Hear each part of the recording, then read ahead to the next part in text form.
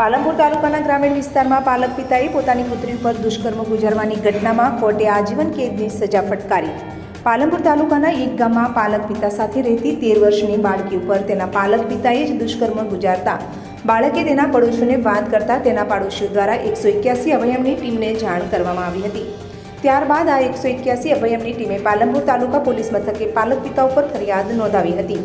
જો કે આ સમગ્ર ઘટના અંગેનો કેસ પાલનપુરની સેશન કોર્ટમાં ચાલી જતા સેશન કોર્ટના ન્યાયાધીશે આરોપી પાલક પિતાને આજીવન કેદની સજા અને 50,000 રૂપિયાનો દંડ ફટકાર્યો છે।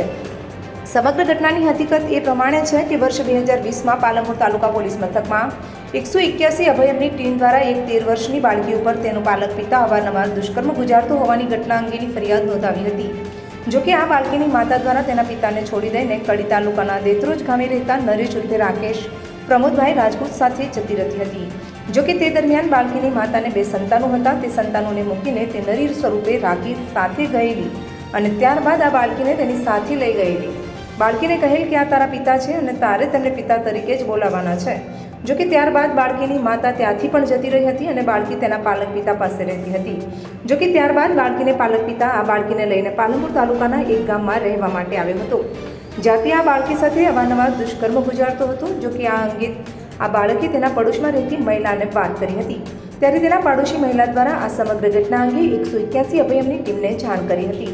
ત્યારે 181 અભયમની ટીમના જીનલબેન પરમાર અને એએસઆઈ કોકિલાબેન દ્વારા આ બાળકીને લઈને તાલુકા પોલીસ મથકે આવ્યા હતા।